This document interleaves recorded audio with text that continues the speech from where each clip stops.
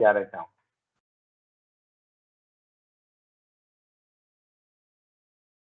Tá, pode iniciar.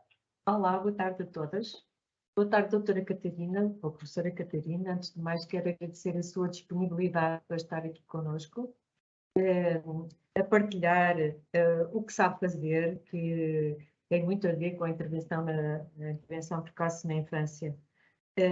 Toda a gente sabe quem é a professora Catarina, mas não custa nada dizer que ela é professora na Faculdade de Psicologia de Ciências da Educação da Universidade de Porto e faz parte do núcleo de supervisão técnica na parte académica, que é isso diz respeito. Tem-nos apoiado imenso com várias formações e que tem-se revelado muito importante para o desenvolvimento e evolução das equipas locais de intervenção e dos núcleos de supervisão técnica. Portanto, agradeço à doutora Catarina a presença e espero que seja um grande dia de discussão. A discussão não vai ser com palavras, mas temos a conversação que nos permite o Teams. As pessoas que quiserem, à medida que vão ouvindo o que a doutora Catarina vai produzir, podem colocar as suas questões, que no fim tentaremos que responda a todas. Passo a palavra à doutora Rosa. Boa tarde a todas. Doutora Rosa, deixe-me falar uma coisa importante. Sim, diga. Que é assim, queria agradecer ao engenheiro Carlos Ribeiro a sua amabilidade, constante amabilidade e disponibilidade para estar sempre presente nestas coisas e para nos ajudar a organizar estas reuniões. E sem ele eu não conseguia fazer isso. E pelos vistos, nos outros dois elementos da sua comissão também seria difícil. Portanto, eu agradeço imenso ao engenheiro Carlos Ribeiro, sempre a disponibilidade que tem mostrado, já lá vão alguns anos. Portanto, obrigada, Carlos. Eu diria que não seria difícil, seria praticamente impossível, com os meios que temos, conseguir organizar um webinar para tanta gente, não é? Para o SNIP da região norte, se não fosse com a colaboração do engenheiro Carlos, que normalmente, à semelhança do que tem sido nas outras situações, é sucesso garantido aqui não é? Esta colaboração nestes meios mais digitais. Uma coisa é nós falarmos e fazermos umas coisinhas caseiras, outra coisa é desta dimensão, estarmos em sítios tão diferentes e conseguirmos comunicar com esta eficácia.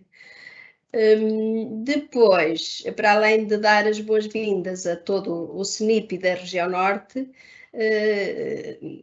agradecer à professora Catarina, mas já tínhamos saudades de momentos de formação que no início do SNIP foram sempre muito continuados, presenciais, mas também temos que perceber que cada vez é mais difícil, não é? Mesmo do ponto de vista económico e do tempo e da quantidade de trabalho que as pessoas têm, estas deslocações presenciais que são importantes, mas para colmatar algumas destas dificuldades, acho que isto são ferramentas que nos podem trazer grandes contributos do ponto de vista da formação. Portanto, agradecer por esta oportunidade desta conferência e lançar aqui o pedido.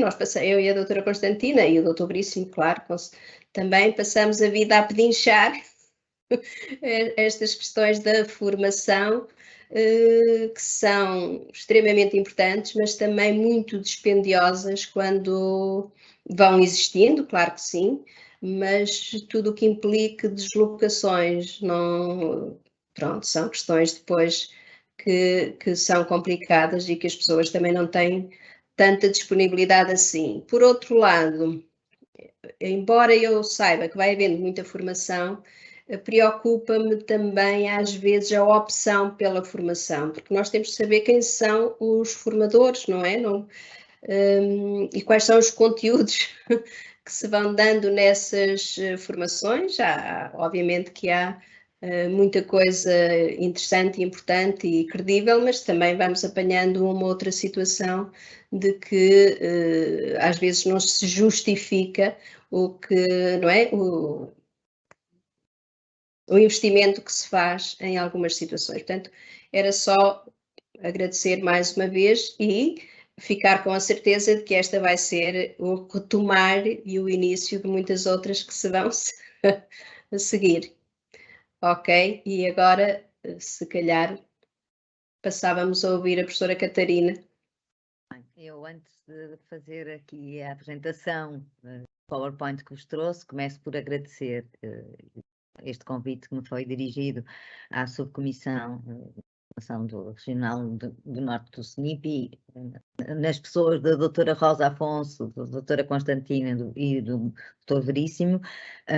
Também agradecer a colaboração do engenheiro Carlos, com quem já falei hoje, para conseguir estarmos aqui. Eu habitualmente não uso o Teams, uso o Zoom, portanto para mim isto é também um desafio, mas a intervenção precoce é um desafio e é por isso que eu abraço há alguns anos esta causa e acho que hoje esta partilha vai ser, antes de mais, uma reflexão sobre desafios. Acrescento que esta comunicação que vou apresentar é sobre o impacto, como diz o nome, sobre situações de adversidade em idades precoces e o papel que nós, sejamos académicos ou profissionais, que têm tanta importância, têm na intervenção para mitigar estas dificuldades e esta apresentação eu já a fiz num congresso em junho passado, no Congresso Luso-Brasileiro de Educação Inclusiva, onde estavam alguns elementos das ELIs, que eu reconheço dessas tais formações que a doutora Rosa diz que vamos dar continuidade e que a própria Covid também veio de certa forma limitar, e portanto espero que seja um momento de partilha. Muito provavelmente eu não vou trazer grandes novidades, vamos refletir e levantar uma série de questões. Eu vou passar então a fazer aqui a apresentação, pedia-vos que me confirmassem se estão a vê-la. Sim? Sim, sim. Ok. Sim, agora estamos a ver em formato de ecrã. Ora bem, então, portanto, eu ao longo desta apresentação vou colocar algumas questões e começo por colocar uma que se calhar não tem uma resposta definitiva, mas tem da vossa parte, enquanto profissionais, um grande papel. Portanto, o que é que nós sabemos? Sabemos que, de facto, a intervenção precoce possibilita mitigar, minimizar efeitos da adversidade na primeira infância. O que é que precisamos de saber? E aqui, de facto, me dizia a doutora Rosa, a academia e a investigação têm um papel muito importante, porque sabemos hoje informação sobre a biologia do cérebro e sobre o desenvolvimento em idades precoces, e sabemos hoje que, graças a avanços em diferentes áreas, que vai desde as neurociências, da epigenética, da fisiologia, do stress, que nos mostram que há mecanismos subjacentes e associações bem estabelecidas entre esta adversidade na primeira infância e a trajetória do curso de vida abaixo daquilo que seria o expectável e o ideal. E, portanto, é um bocadinho sobre estes aspectos que hoje, nesta parte da tarde, agradeço a todos os participantes que tiraram um pouco da vossa tarde para me ouvir. Ora bem, eu fiz uma breve pesquisa utilizando uma base de dados em que coloquei algumas palavras, como vocês podem ver ali, diz Adversity, Experience, Critical and Sensitive Periods. E posso-vos dizer que, de facto, os resultados são bastante animadores. Já há uma grande investigação, 17.568 artigos, não quer dizer que todos sejam exatamente nestas idades e sejam... teríamos que fazer aqui um trabalho de investigação neste sentido, mas que há nos últimos anos, de 2000 a 2022, um grande investimento neste domínio em diferentes áreas e, portanto,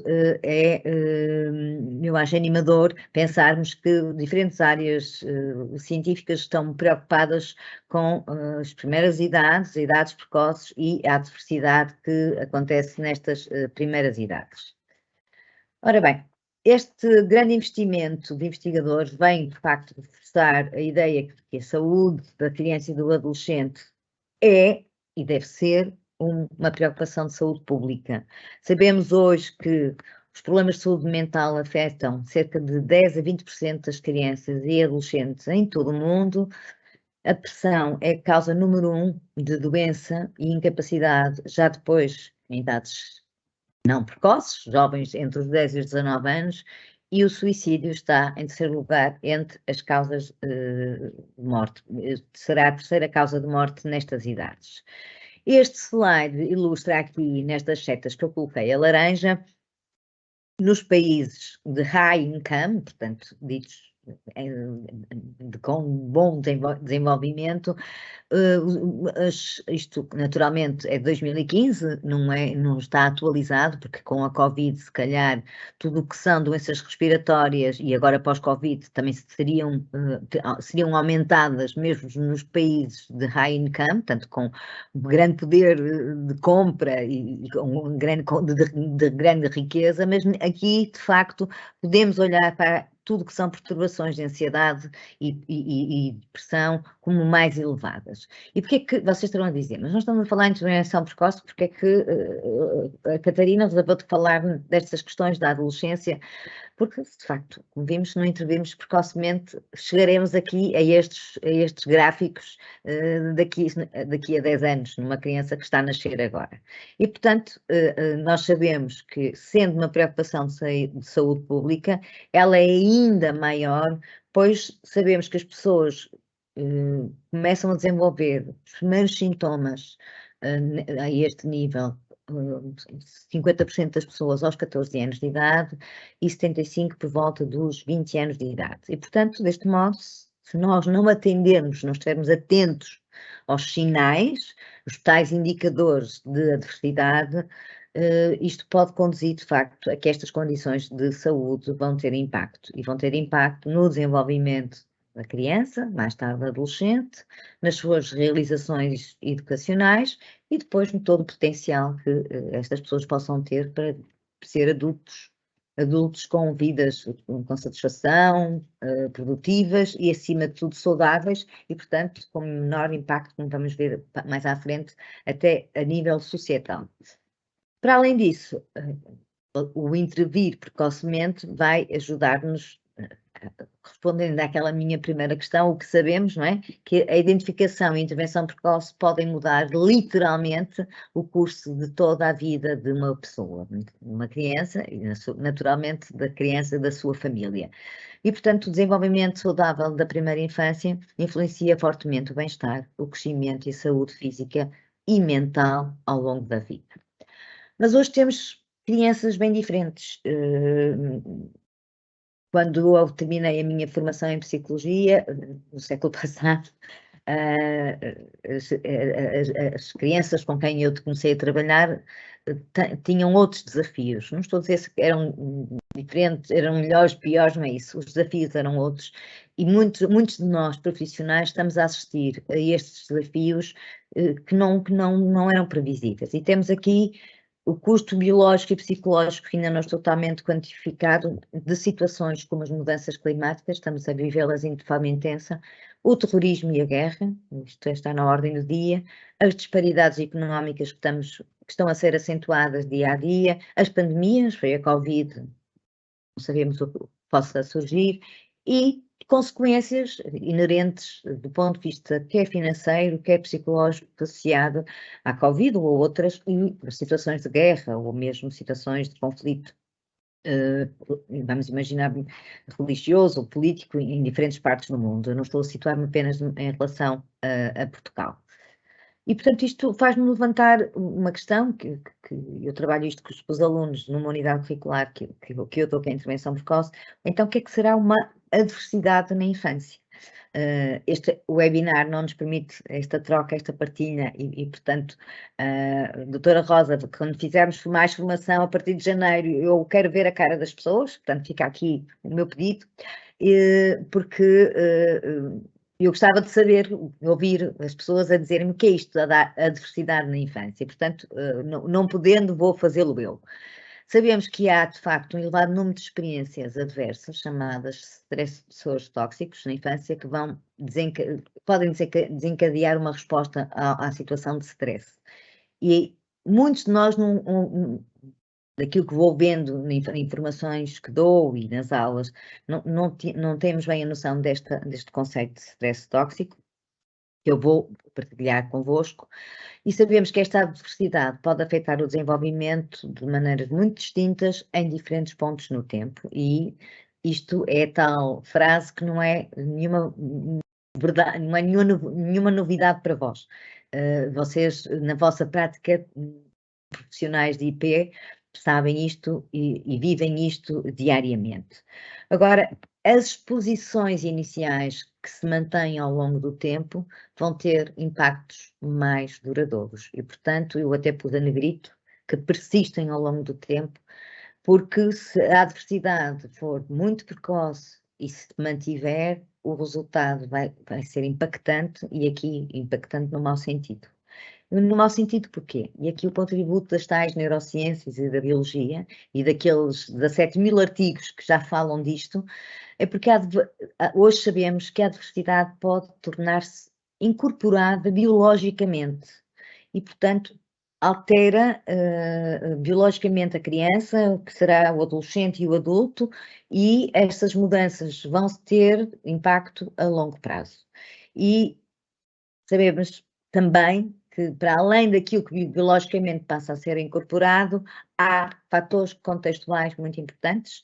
Tenho aqui autores que vocês já, noutras formações, ouviram-nos falar, e quando eu aqui falo no plural, lembro sempre com saudade da minha colega professora Ana Isabel Pinto, e que não podia deixar de falar nela hoje, mas estes fatores contextuais fazem a diferença, e nós, vós particularmente que estão nos contextos, são pessoas fundamentais para fazer esta diferença.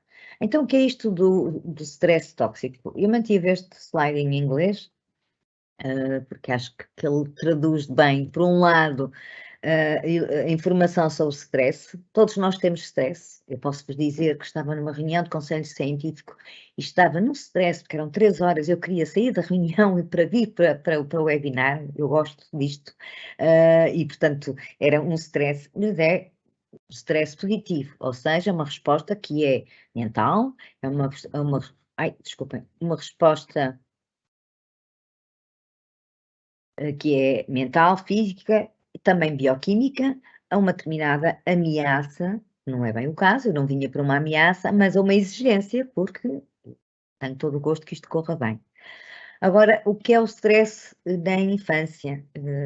É também natural que haja stress, é inevitável, mas pode ter um impacto diferente, quer no corpo da criança, quer ao nível do cérebro. E vamos ver no slide seguinte, então, como é que o stress e aquilo que o contributo das outras áreas da ciência nos podem ajudar na leitura de um stress positivo, tolerável e tóxico. E, de facto, vocês veem aqui uma criança, um bebê, tem 3 cores, e se olharmos para o primeiro, não é? Temos um stress em que aumenta brevemente a frequência cardíaca da criança. Conseguimos hoje ver que há, através de medições, um aumento dos níveis da hormona do stress. Isto é importante para o desenvolvimento no contexto de relacionamentos que sejam de apoio, calorosos, responsivos. O stress tolerável é uma resposta mais séria, pode ser, em relação ao tempo, de ter um impacto mais persistente, mas pode ser amortecido. E aqui, esta palavra amortecido, lembro-me sempre do amortecedor de um carro, porque de facto é esse o papel do ambiente seguro, das relações seguras de apoio, seja da família, seja através dos profissionais, seja da equipa, que inclui a própria família. Por fim, temos de facto o tóxico, que tem, infelizmente, uma ativação de sistemas de resposta quando não há relacionamentos apoiantes, responsivos e de proteção à criança, e, portanto, este sim é, de facto, um stress inquietante. Porquê? Porque perturba, sabemos hoje, a arquitetura do cérebro e aumenta o risco de doenças físicas e doenças mentais. Portanto, o que é então o stress tóxico, que era a minha questão, é uma resposta mal adaptada cronicamente desregulada que ocorre em relação a adversidades prolongadas ou graves e, no nosso caso, porque estamos em intervenção precoce no início da vida e, portanto, vocês podem olhar aqui neste bebê uma série de aspectos que estão falta de dinheiro, uma família monoparental, perda de um familiar, violência na família, mas eu já lá vou e há relação entre estes indicadores, estas adversidades prolongadas. Quais são as experiências adversas na infância? Podemos dividi-las desta forma, podemos pensar noutra, mas de facto o abuso físico, emocional ou sexual, a negligência física e emocional, e aqui dentro da negligência poderíamos pensar em diferentes tipos de negligência emocional e física, e o próprio desfuncionamento familiar. Por exemplo, um familiar com um problema de saúde mental, um familiar que é recluso, um ambiente familiar com violência doméstica, um ambiente familiar em que há abuso de substâncias, uma situação de divórcio complexa e, portanto, todas estas situações podem por si só ser impactantes, mas quando combinadas é que é o grande problema. Isto porquê? Porque, como vocês podem ver neste slide, quanto maior o número de experiências adversas na infância, maior o risco de resultados negativos para a saúde.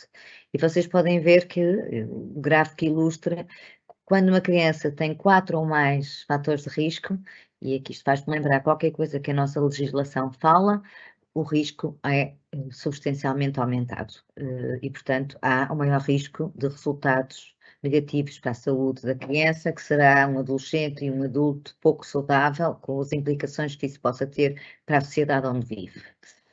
Este estudo, ainda que não seja muito recente, tem quase 10 anos, tempo voa, foi feito com adultos e com 17.000 adultos a quem foi que experienciaram ao longo da sua vida 10 ou mais exposições adversas na infância, antes dos 18 anos, e aquilo que efetivamente foi possível verificar é que, em média, que 1 em cada 8 destes participantes tinham estado expostos a 4 ou mais experiências adversas na infância antes dos 18 anos. E, portanto, este valor, de facto, vem mostrar que estas pessoas estarão em risco de saúde enquanto adultos. Que consequências terá, então, a exposição para as crianças? Afetar a saúde física e psicológica como adulto, sem dúvida, e, naturalmente, quanto mais tarde atuarmos, temos um maior impacto no sistema de saúde e no sistema da segurança social, porque vamos precisar de outro tipo de apoios e de outras necessidades para estas pessoas. O que é que a evidência nos mostra? Que, de facto, os primeiros 1000 dias de vida, fatores de natureza biológica, como desnutrição, doenças infecciosas que sejam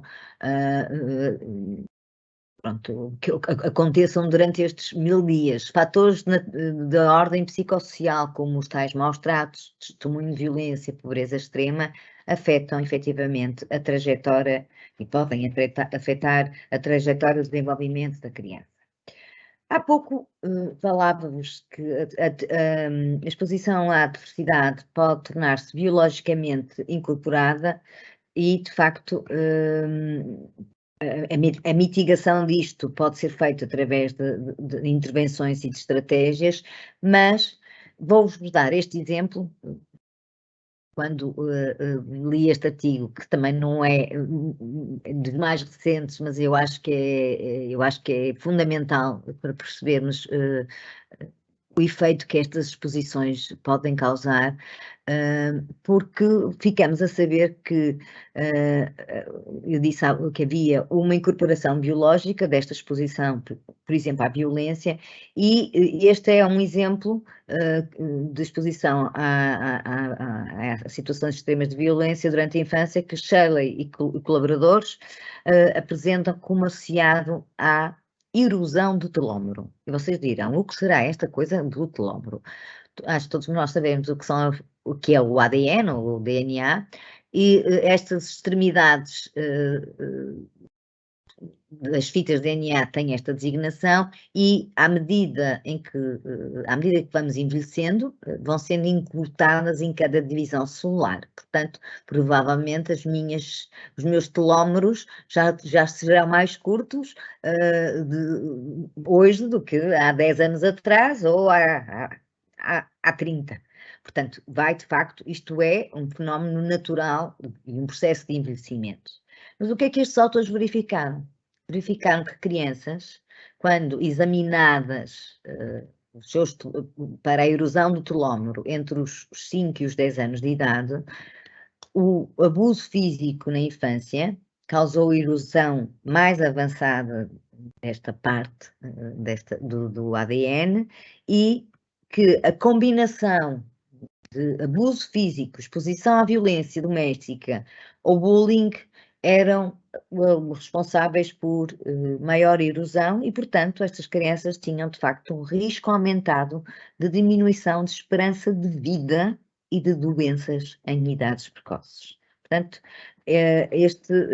apesar de não ser um artigo, também já tem 10 anos, não é? Vem ilustrar, de facto, que não é só aquilo que é visível exteriormente quando nós estamos com as crianças e com as famílias, mas a combinação destes fatores podem efetivamente ter esta incorporação de natureza biológica.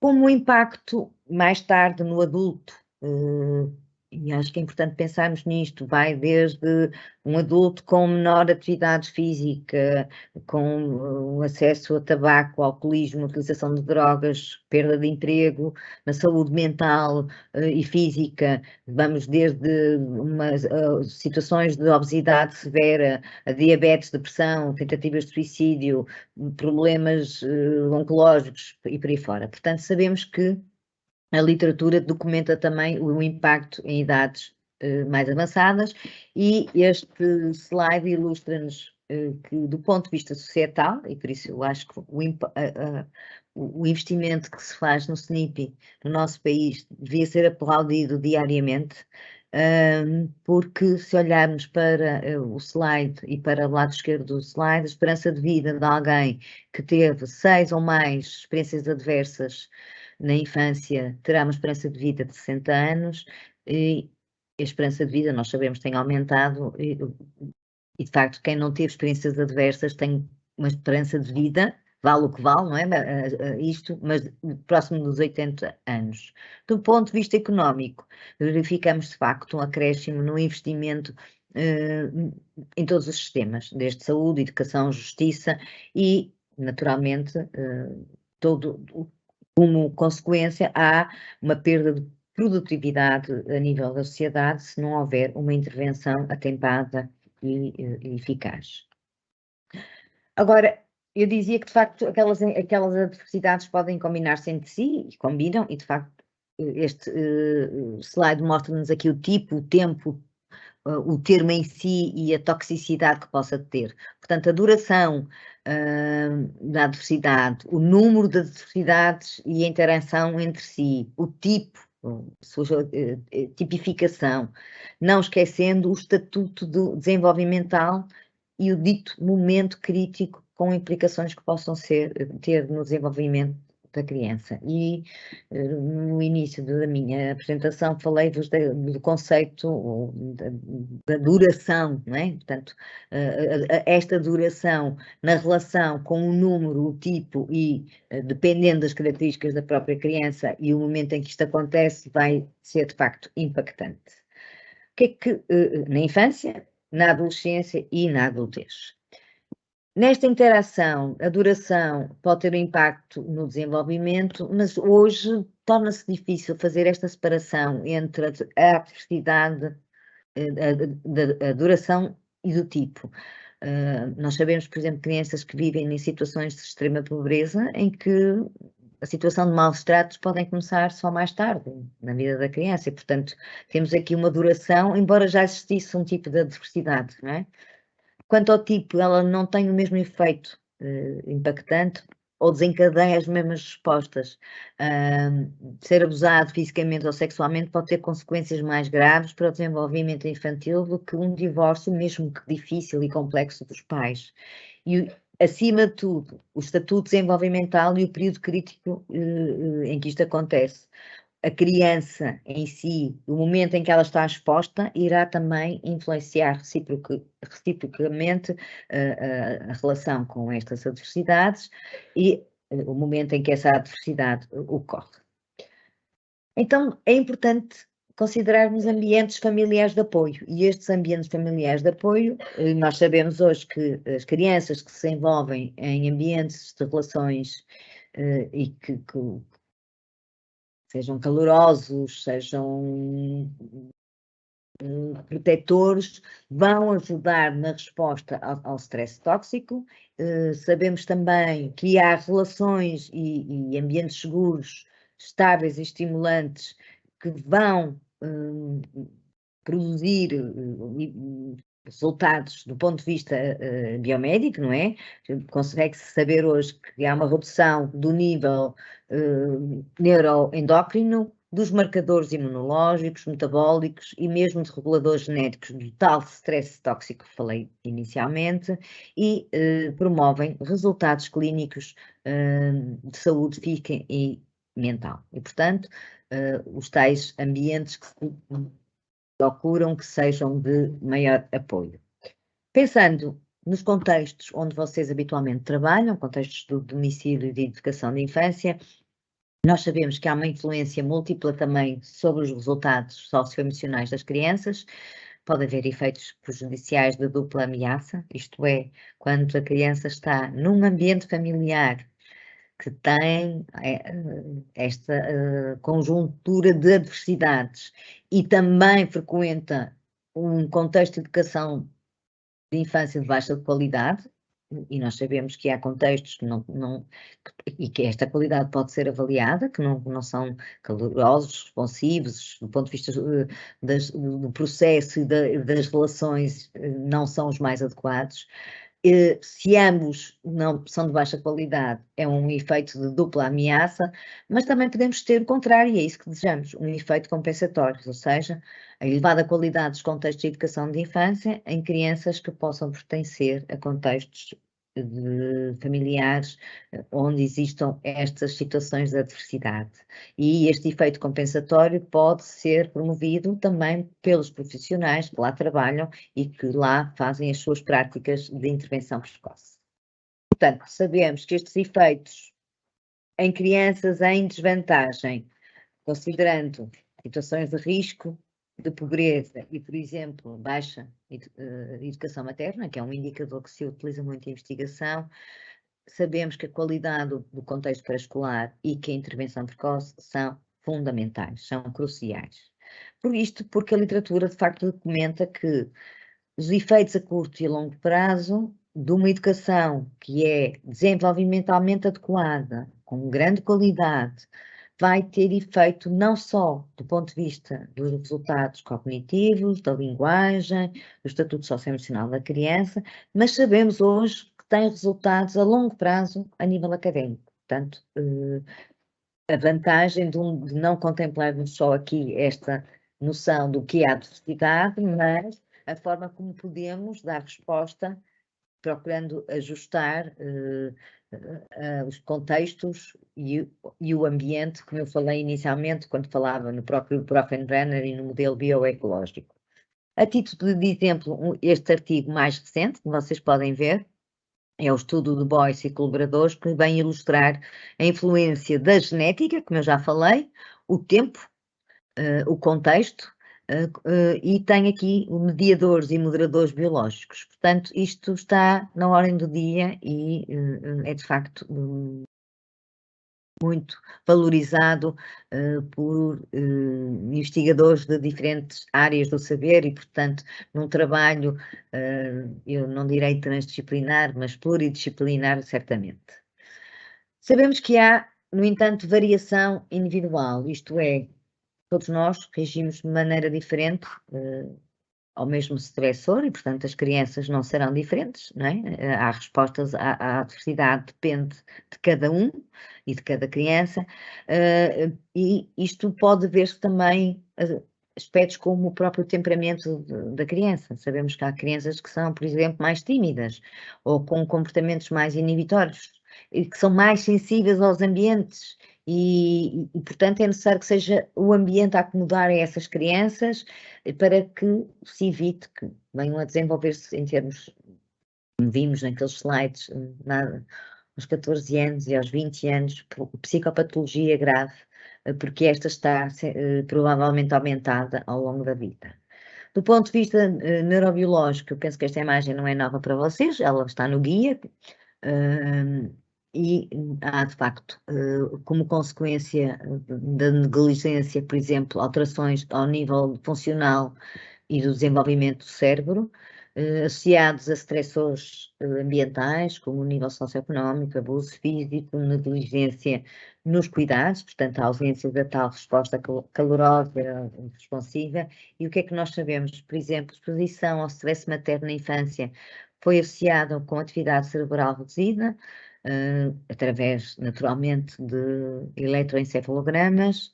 A profunda privação psicossocial foi associada já a diferenças, como vocês podem ver nesta imagem, no volume cerebral, juntamente com redução no volume da matéria branca e cinzenta, em várias áreas do cérebro, e depois também na atividade cerebral, que está mais reduzida. E diferenças no desenvolvimento do cérebro também foi associado a diminuição nas funções cognitivas, particularmente nas funções executivas, e que distalmente vão ter um grande impacto no desempenho educacional, quando as crianças estão já depois no primeiro, no segundo ciclo, por aí fora.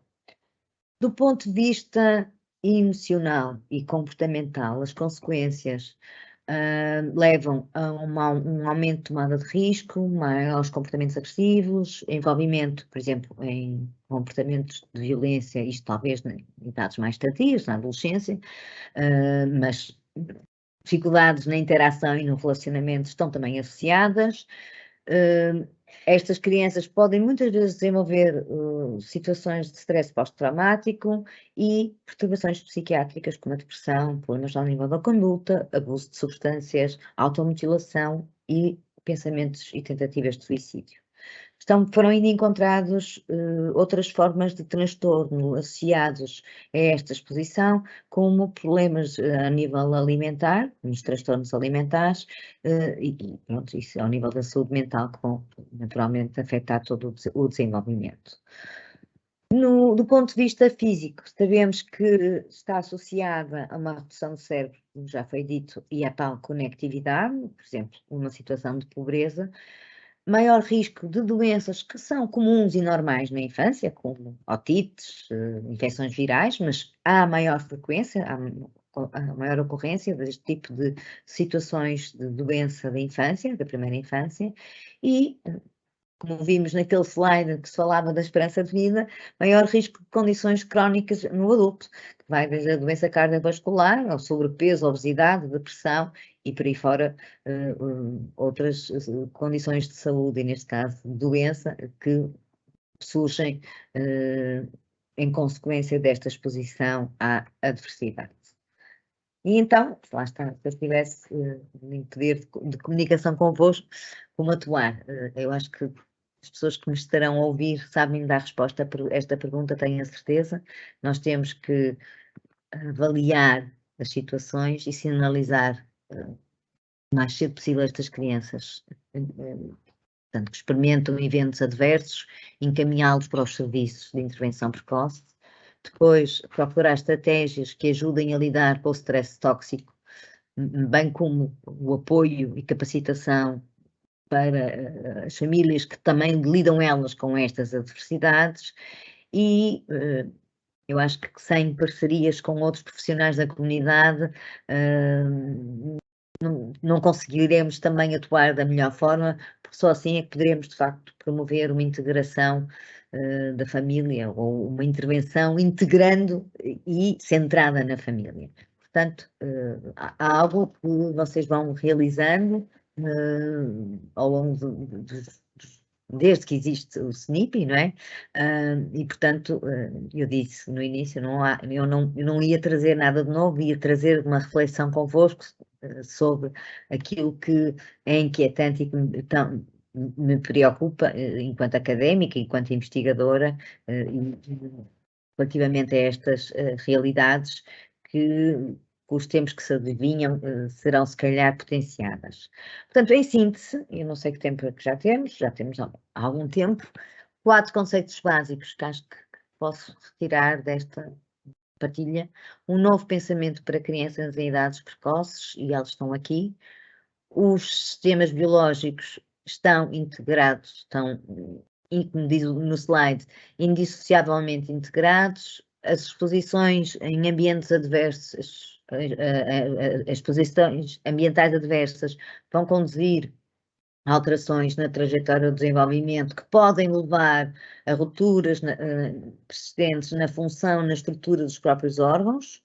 As crianças têm alguma variabilidade relativamente à sensibilidade ao contexto, e isto também é influenciado por fatores de natureza genética, fatores familiares, ao próprio ambiente mesossistémico da comunidade e ao tempo desenvolvimental, à idade da criança, e, acima de tudo, que há períodos sensíveis ou críticos que são a janela de oportunidade para que se possa fazer, de facto, uma intervenção com influência.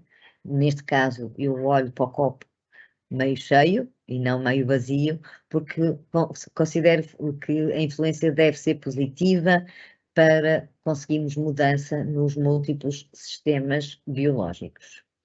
Estas fronteiras de investigação que se estão a atualizar rapidamente, como vocês viram nas publicações, vão dar-nos uma estrutura poderosa para maior conhecimento, eu penso que neste momento já não é novo, é maior, que é informada pela ciência sobre a melhor forma de promovermos saúde, prevenirmos doença nestes períodos da primeira infância. Obrigada pela vossa atenção. Deixo ficar aqui uma citação do Sean Koff, de 2006, que é um outro autor, não é só ele, é ele e colaboradores, que nos falam da importância que tem a ciência de intervenção precoce como uma estrutura para a mudança e para o bem-estar das crianças. Ele fala da nação dele, eu falo da nossa, e, portanto, acreditando que podemos, de facto, ter aqui um compromisso relativamente a este desafio que vos lancei. Muito obrigada. Posso deixar a partilha? Como é que querem? Talvez podemos tirar esta partilha. Sim. A não ser que queira regressar a ela, a algum dos slides que apresentou pela discussão. Então, depois se for também preciso, exato, se for preciso, eu vou. Pronto, se for preciso, eu volto a ela. Não sei se houve questões, se estão a surgir agora. Eu vou beber um bocadinho de água. Pois, questões eu penso que ainda não estão a surgir.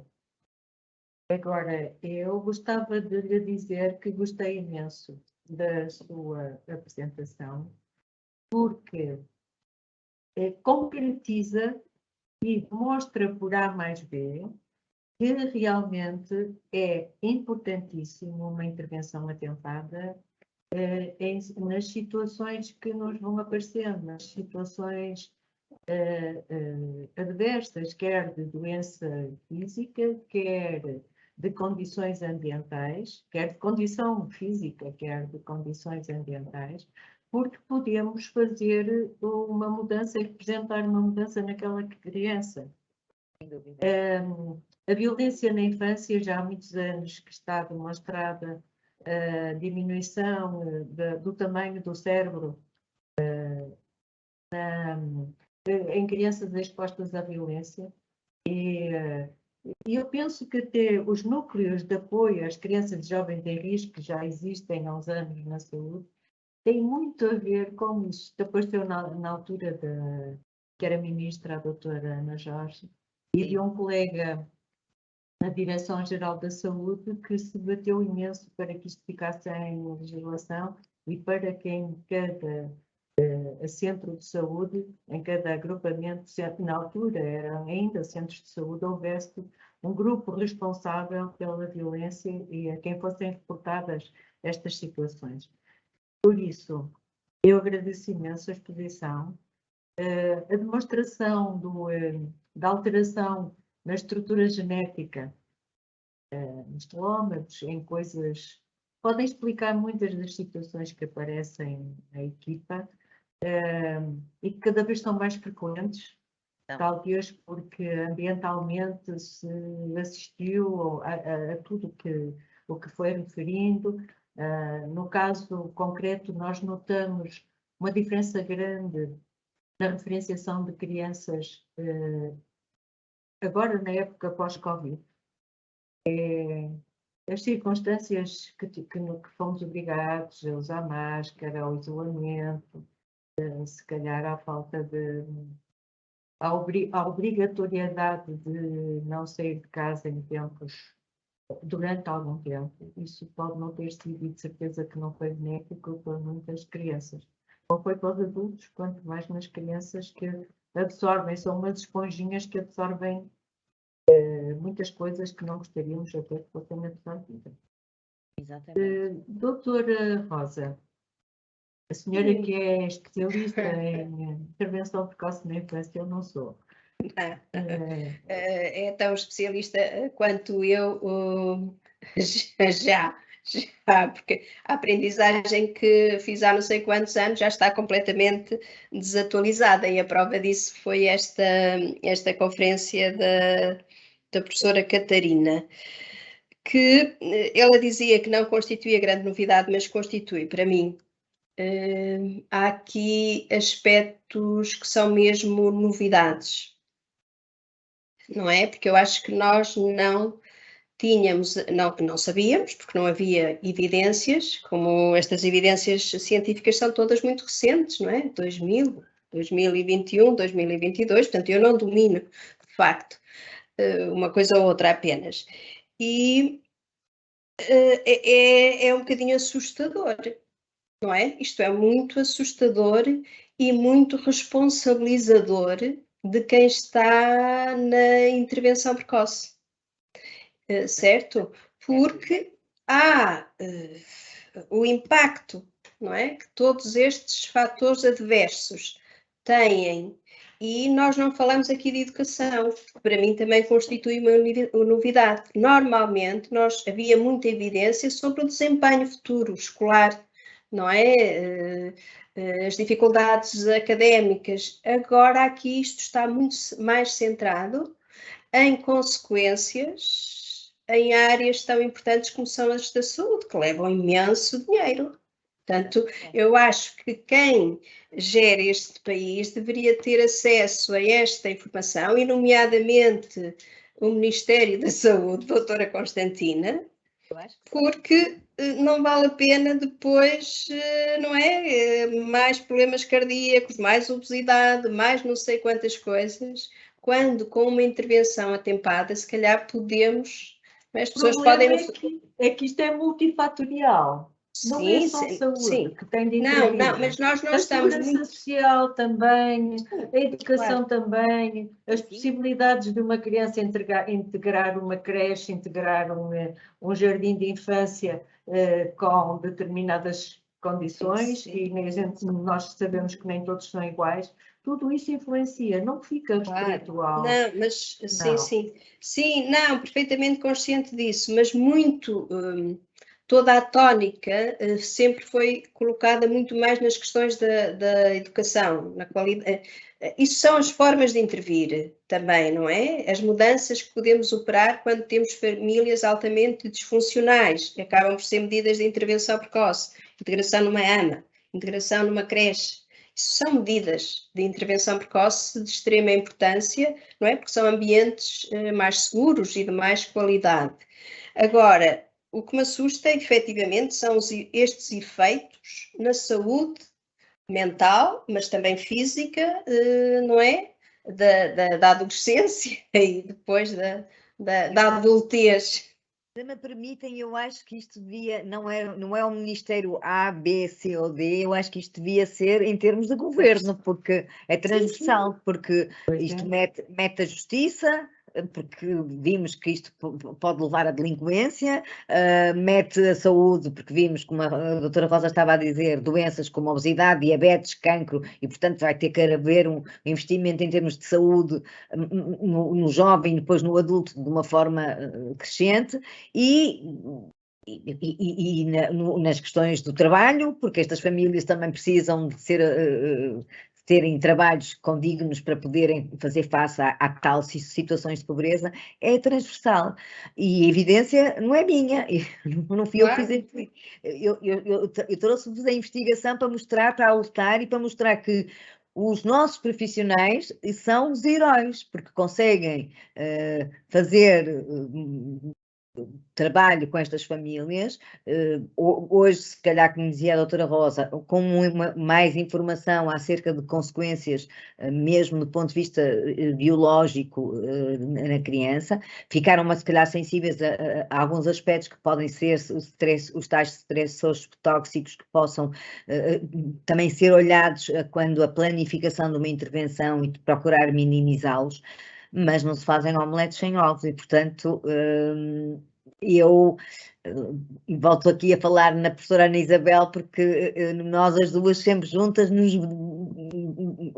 a nossa ideia foi, como acreditamos nisto, bater-nos por isto, como vos disse, a comunicação que vos apresentei num congresso. Acho que se calhar devíamos fazer mais qualquer coisa do ponto de vista de chegarmos ao macrosistema e ir lá acima falar, não sei, com os representantes da Comissão Nacional, não sei. Isso agora deixo-vos também um bocadinho para reflexão e se calhar cada equipa pode fazer a sua reflexão e ver o contributo que isto possa ter ou não sei. Há aqui muitas questões. Há algumas pessoas a dizer que agradecem à doutora Catarina a partilha e que foi muito importante esta comunicação, exatamente pela eu ia dizer novidade quase, da importância de tudo que rodeia as crianças, do ambiente, no desenvolvimento mental. No fundo, o desenvolvimento mental e orgânico está tudo interligado. Porque a produção de endorfinas, hormonas, tudo isso se repercute nos órgãos, no fígado, no estômago, no intestino. Tudo isto é um conjunto. Nós não somos cabeça por um lado e corpo pelo outro, ou órgãos pelo outro. Somos distintos, somos uno. Um todo. Uno. E tudo, o que prejudicar uma coisa, prejudica tudo. Isso, e à medida que a ciência, as neurociências vão evoluindo, nós ficamos a saber que há cada vez com mais certeza que isto é tudo integrado. É mesmo. Eu acho que está-me aqui também, houve aqui um aspecto que nos toca sempre, do ponto de vista da intervenção, que são os períodos sensíveis, não é? E os períodos sensíveis são, quanto mais cedo, não é? Quanto mais cedo, melhor. O período sensível é sempre quanto antes. E pronto, e aí nós, estou agora aqui a pensar nas ELIs e no que lhe pode estar a passar pela cabeça, que é, ok, pronto, nós estamos, não é?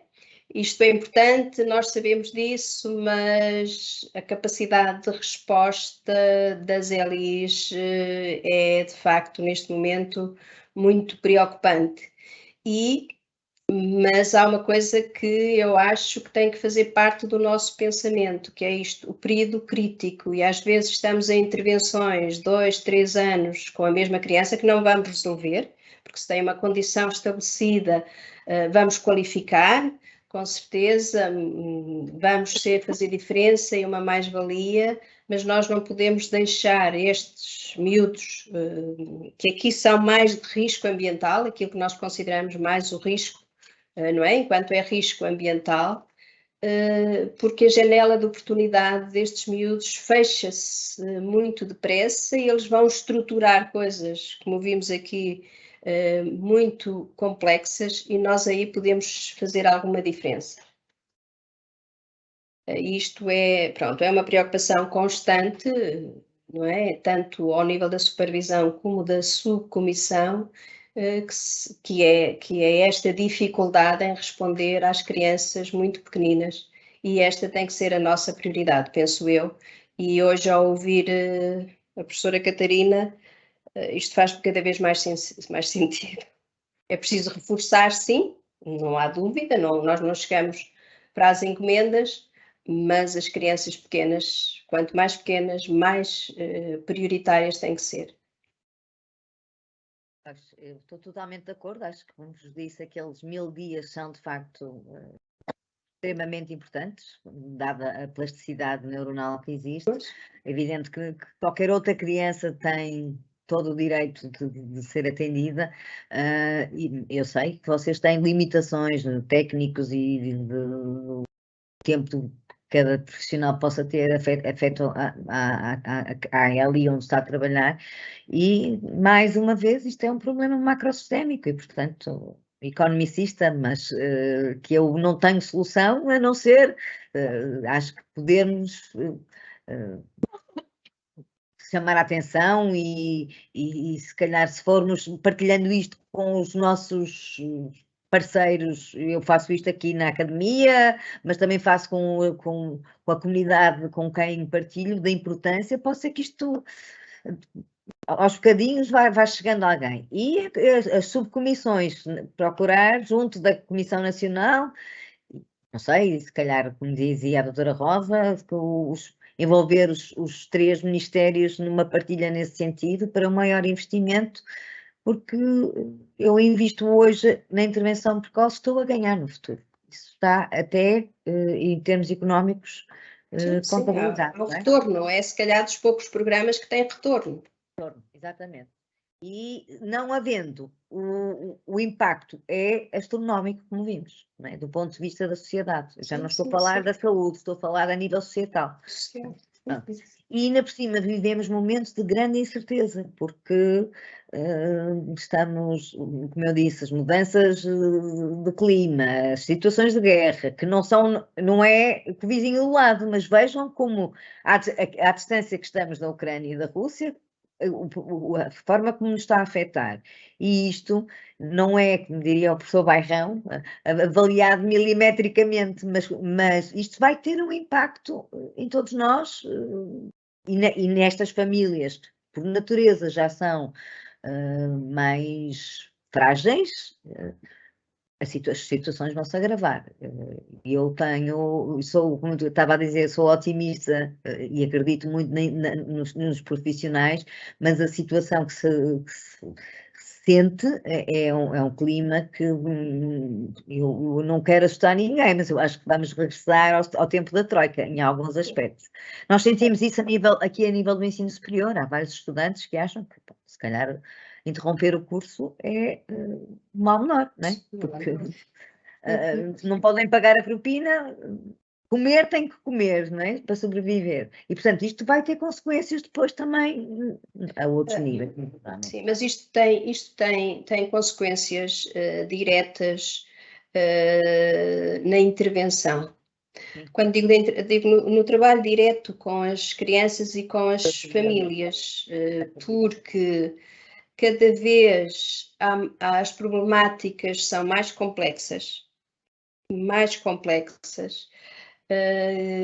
cada vez os recursos são mais escassos, cada vez há menos disponibilidade, tanto por parte dos profissionais como das famílias, não é? Para deslocações, para uma série de coisas, e, portanto, adivinha-se de facto um agravamento destas práticas e da importância deste trabalho, pela sua complexidade. Sim, é mais complicado, as crianças são diferentes, as famílias são diferentes, não é? Não compara com a altura em que nós estudamos, é completamente diferente. Não é fácil, às vezes, conseguirmos entrar na linha de pensamento de algumas famílias, é difícil, como a Elis, que nos dão esse testemunho de perguntar à família por brinquedos e elas ficam um bocadinho brinquedos, não é? Portanto, se há telemóveis e há iPads, porque há brinquedos. Isto é um bocado preocupante. Isto dá-nos indicação de facto de que as coisas não são como eram. E não é fácil, às vezes, alterar estas linhas de conduta. Já não falo tanto a nível das crianças, mas das famílias. É uma dificuldade grande. Há grandes... as situações são complexas hoje em dia. Pois, e nós temos aqui pessoas que não colocaram questões, mas que colocaram questões indiretamente, que é, somos poucos recursos, precisamos de mais formação neste âmbito. Eu penso que a palestra que nos deu, de âmbito, com cunho bem científico, irá alertar e vai alertar muitos dos que nos estão a ouvir para exatamente a importância da intervenção precoce e a importância da intervenção precoce nos mais novos, não é? Às vezes até organizar as listas de espera, porque as ELIs têm muito poucos recursos, como dizia a doutora Rosa, não foram atualizados desde que foram, ou poucas foram atualizadas desde que foram constituídas, e isto é angustiante também para os profissionais. É grave, diria eu. É. Mas pronto, é a realidade que temos. Mas está prometida, como eu disse à doutora Rosa, no próximo ano pensarmos na formação, até com outras modalidades mais interativas, pronto. Mas temos que pensar nisso. Alguma questão específica ou são mais comentários? Eu não encontro. Se alguém quer pôr alguma questão... Está aqui uma anónima dizer, não é nada fácil, é um trabalho a picar pedra, muitas vezes frustrante. Pois. Eu queria só anunciar que as pessoas que eventualmente precisam de uma justificação para a presença, escreverem o nome desta conversa e a que ela lhe pertença. Bem? Doutora Rosa, mais alguma coisa que queira? Não, estava a ver se alguém tem alguma... Eu acho que questões não houve, ficou tudo segurado com a apresentação da professora Catarina. Ou de furar expectativas e não querem perguntar nada, também pode ser isso, não é? Se calhar estavam... Não, porque há aqui muita gente a manifestar o agradecimento. Sim, manifestações já muitas. Eu é que agradeço o convite e é um prazer eu poder partilhar as minhas leituras e aquilo que a Academia me dá em prol da intervenção precoce. Eu acho que há aqui um comentário de alguém que se calhar comentado por uma pessoa como a professora Catarina pode ajudar a perceber que, pronto, é mesmo assim, a intervenção precoce é difícil. Não é nada fácil e um trabalho a picar pedra e muitas vezes frustrante, nomeadamente com estas famílias, não é? Esta parte depois da intervenção e de um aspecto que também tem a ver com a nossa gratificação, mas às vezes quando conseguimos pequeninas mudanças nestas situações, eu acho que isto corresponde a uma grande mudança numa família que é colaborante, não sei. É isso mesmo. Qual é a ajuda que podemos ter para às vezes ficar menos frustrados com... É difícil este trabalho nestas famílias. É um trabalho frustrante porque, como está a dizer a doutora Rosa, nós não assistimos de facto à mudança assim, não é? E volto a referir aqui o professor Bairrão, lembro-me ontem na aula de intervenção precoce, dizia isso aos alunos, a intervenção devia ser avaliada com papel milimétrico. Se calhar alguns de vocês são muito jovens, não sabem o que é, mas é um papel que permite milimetricamente ver o ganho. E estes ganhos são, como diz a doutora Rosa, gigantescos. E isso deve ser o motor para vocês dizerem, eu estou no bom caminho e amanhã isto ainda vai trazer maior ganho. Portanto, é muito fácil falar, eu estou sentada aqui na cadeira, estou aqui no lado de cá das aulas, mas pronto, é acreditar que vocês têm as ferramentas, mas que não depende só de vocês, isto é um trabalho colaborativo, portanto a frustração não deve surgir. Individualmente. Não é, sendo trabalho colaborativo, temos que ter uma família colaborativa, temos que ter uma equipa coesa, temos que ter os recursos, que às vezes também não os há, mas, portanto, não assumir essa responsabilidade porque, pronto, é olhar para o copo meio cheio, como eu dizia, e pensarmos que qualquer intervenção, pensando agora nesta necessidade de ser muito precoce, vai ter certamente um benefício junto daquela família e daquela criança. Há aqui alguém a pedir se podia voltar ao primeiro dos 4 conceitos. Eu não sei se é para esclarecer melhor, se não se integrou, não sei o que é que se pretende, mas aqui alguém pede dos 4 conceitos finais, podia voltar ao primeiro? Sistemas biológicos são indissociavelmente integrados. Era o que estava a dizer a doutora Constantina, não é? Quer dizer, do ponto de vista biológico, nós não temos a cabeça e está relacionada com o fígado e com o estômago, ou seja, se eu tiver algum problema do ponto de vista cerebral, não é? Como vimos quando há alterações na arquitetura do cérebro, isso vai ter impacto mais tarde nos outros órgãos, porque os sistemas estão integrados entre si.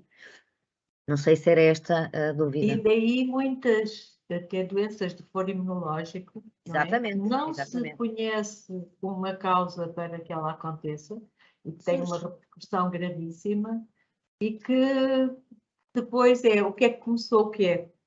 Pois, onde é que começou? E de facto muitas vezes não vamos ficar a saber. Eu acho que vocês não sei se me estão. Nós estamos a ver, não é? Sim, sim. Pronto, ok. E de facto, nós hoje vemos que há muitos adultos com doença de Crohn, com doenças lupus, doenças autoimunes, que à partida não tinham até àquela data nenhum indicador.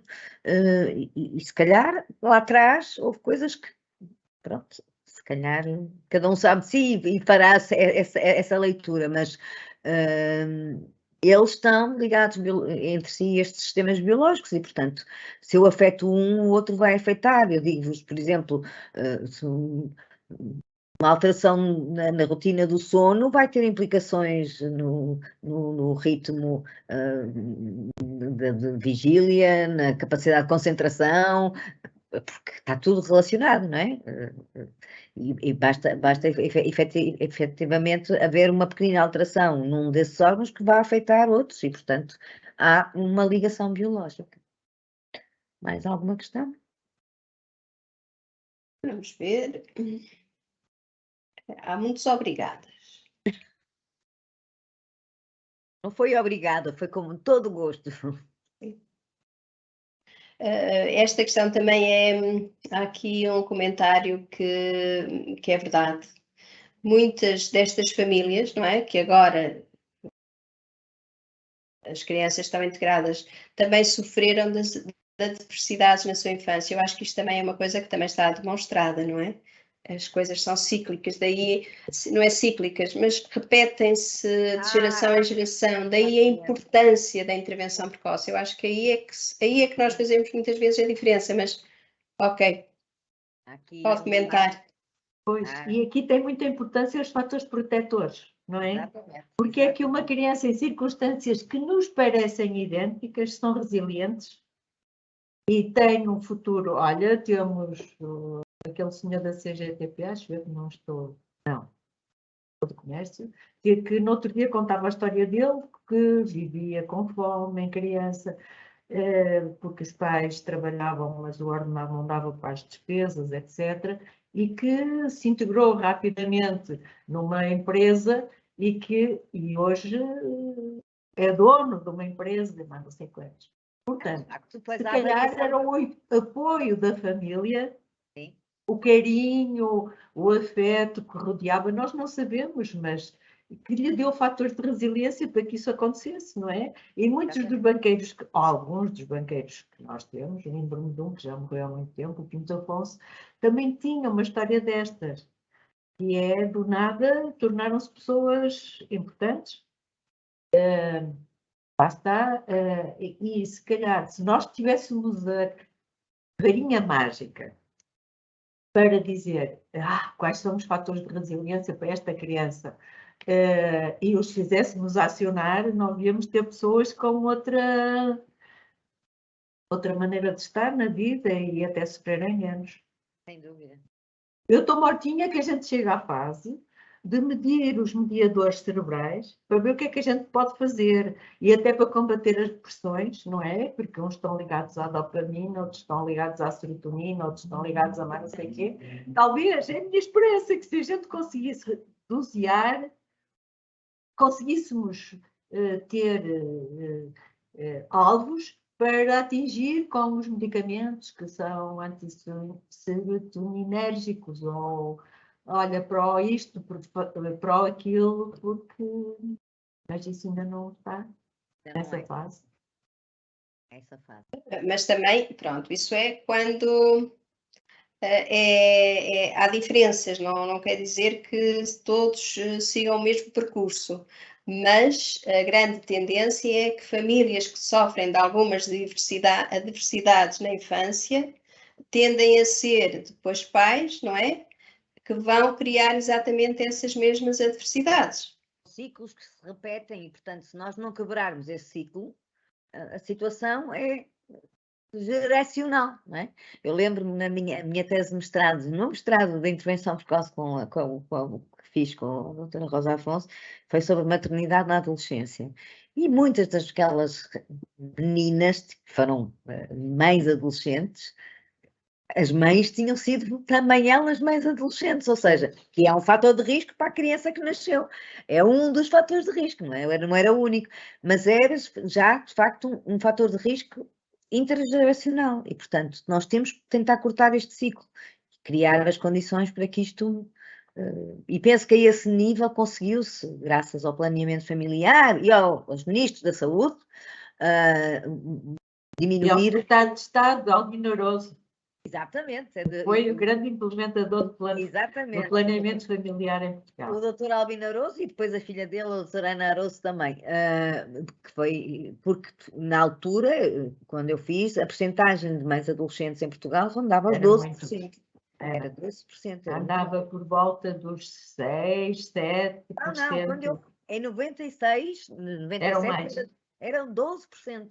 E conseguiu-se haver um avanço. Portanto, eu também tenho fé que na intervenção precoce se possa vir a fazer aqui a diferença. Eu tenho a certeza que havia muita gente que daria das Elis, que aqui está, que teria muitos exemplos de sucesso para partilhar a esse nível, não é? Em como se conseguiu alterar a história de vida de algumas crianças. Sim, tenho a certeza. Portanto, essa possibilidade.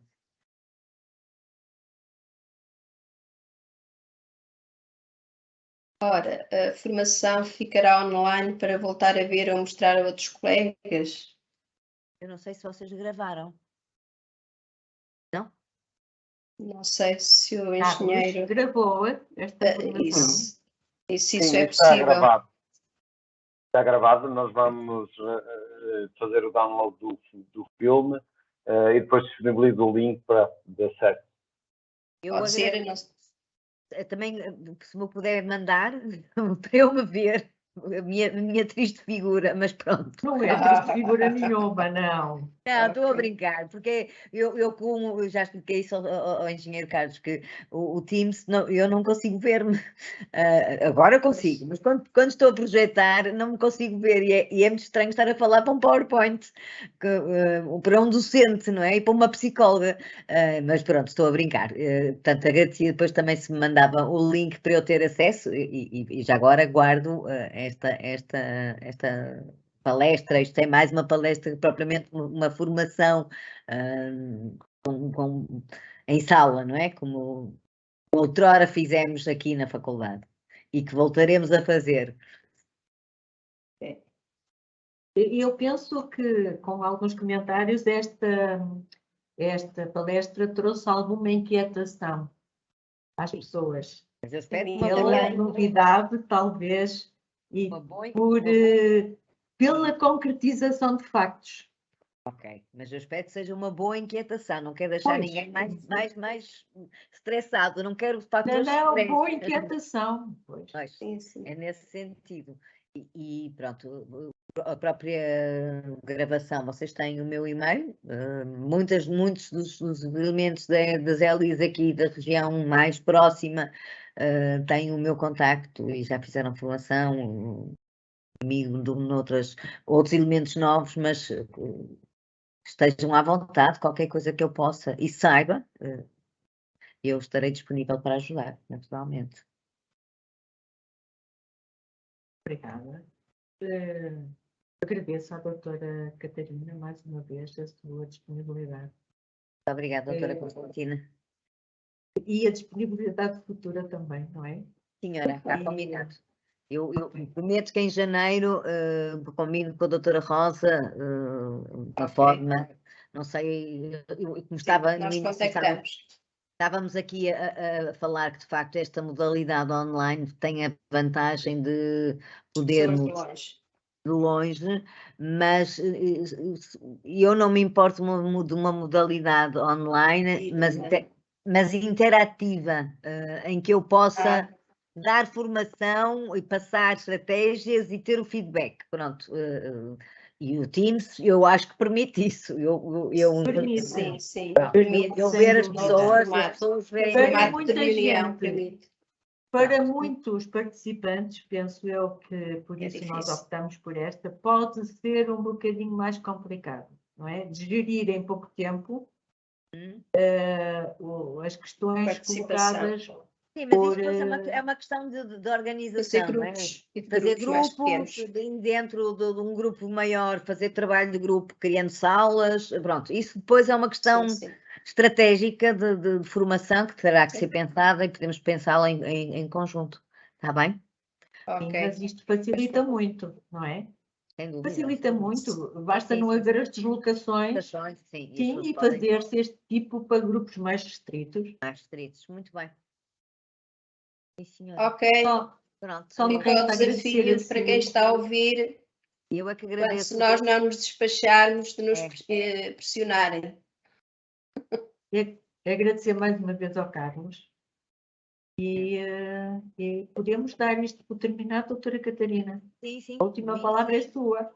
Pronto, eu mais uma vez agradeço o convite, foi um prazer muito grande em estar convosco, mesmo que à distância, e, como disse, a minha disponibilidade mantém-se, espero ver-vos em breve. E continuação de uma excelente semana para todos, tá? Para todos e para todas, tá? Ok, obrigada.